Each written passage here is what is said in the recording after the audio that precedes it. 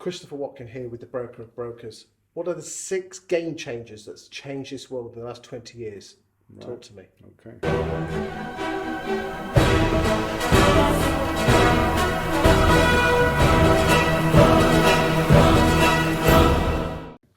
Well, I think the first one to talk about is the internet, because we had the world before the internet and after, post internet, and that changed the world.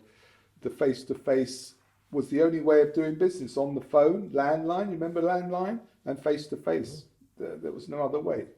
So that was the first major change. And by the way, I think we need to go back to those things. I don't think we can work with this idea of Zoom and isolation, but maybe that's another video. The other thing is, from there we saw social media, which has changed the world. 9/11, because that was a shocker.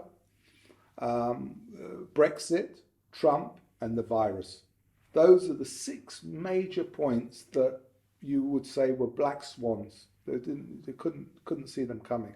Later we'll have AI and other things. Drones now have just got their license in America, so they've passed that drones will be allowed to. It's already in China. That's got to change the world as well. If you had to choose just one of those, which one would it be? Brilliant question. Wow, that's fantastic. Which one has had the biggest effect on the world?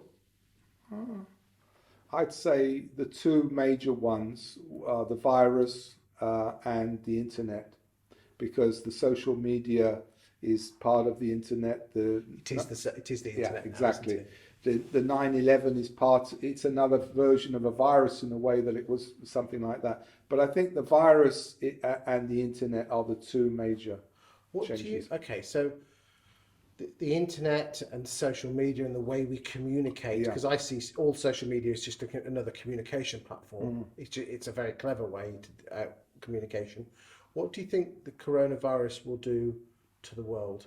Apart from the god-awful people dying from things, can we put that aside, which I know we shouldn't, but what do you think is going to happen? Well, first of all, we realise that we are, we're mortal beings, because before that we thought, okay, we're going to get old and die and this is going to happen, but that's it. Now this, really took the world by storm. It was a shocker, terrible thing. So that brought that to bear. But it also brought to bear the human connection. And I see people starting to actually talk to each other, like a war. So when the Second World War, First World War, after that, people were communicating in a different way. And this has been like a war in a sense. It's been, ridiculous. But terrible. You'd roll the first 2 months, we were all out on a Thursday night clapping for the NHS, but we're not doing that anymore. Does that mean we don't care as much? Well, the NHS have done an incredible job. I mean, they put their lives at risk. No one can, they really deserve. There's some amazing people in the world that have put themselves out. We've got to really praise them for that. But the thing is, when you approach life after the virus, there's all the ramifications of cleanliness. Remember, there's not just one virus. There were many viruses. So now you're seeing, for example, in hospitality, the distancing, but the service levels are everything is starting to step up.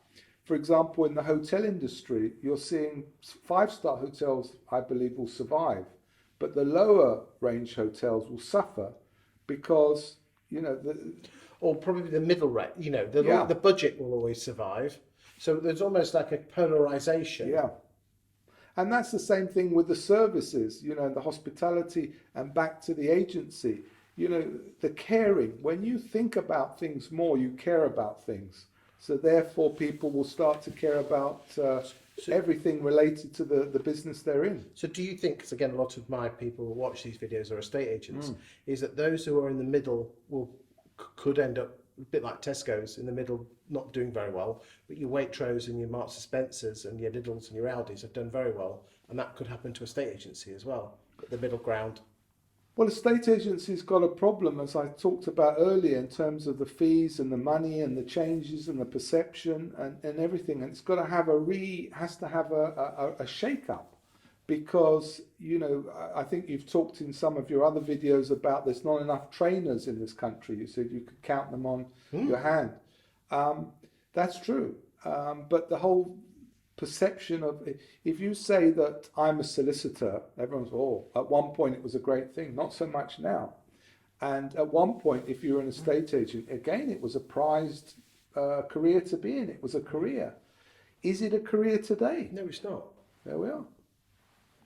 It's not. Isn't it interesting though that if you look at the vast majority of estate agents' social media posts and marketing, it's all about them and how well they're doing and their successes. But you'd never see that from an architect or a solicitor, would you? Well, this is a fantastic question because it's a case of you can't, or you have a choice. You have to say, do I want to tell people what I want to hear or what I think they want to hear? And this is not the question that's being asked. They're just saying, they only want to hear about success. And people are not looking at it from the understanding of their markets.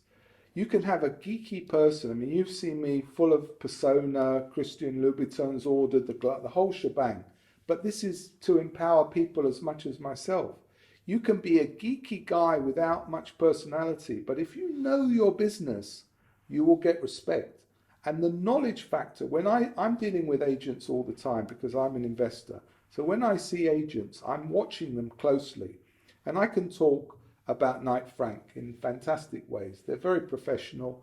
Foxtons, I've always had good things to say, but maybe they're only good in very good markets, perhaps. I think they've gone a bit off the boil. They've gone off the boil a bit, which is a shame, but they're a strong brand. And then, you know, you've got Chestertons that are very professional. I think Dexter's are pushing hard. So there's a lot of these companies, but when they're coming as one-man shows, working for a big brand, like a sort of an American so-called company that's international and, oh, look how big we are. Is that important? No, what's important is, the truth of the matter is, let's say that you contact a company and you just randomly and you phone up. It's pot luck who you get. You might get an incredible guy or woman or an average one or bad one.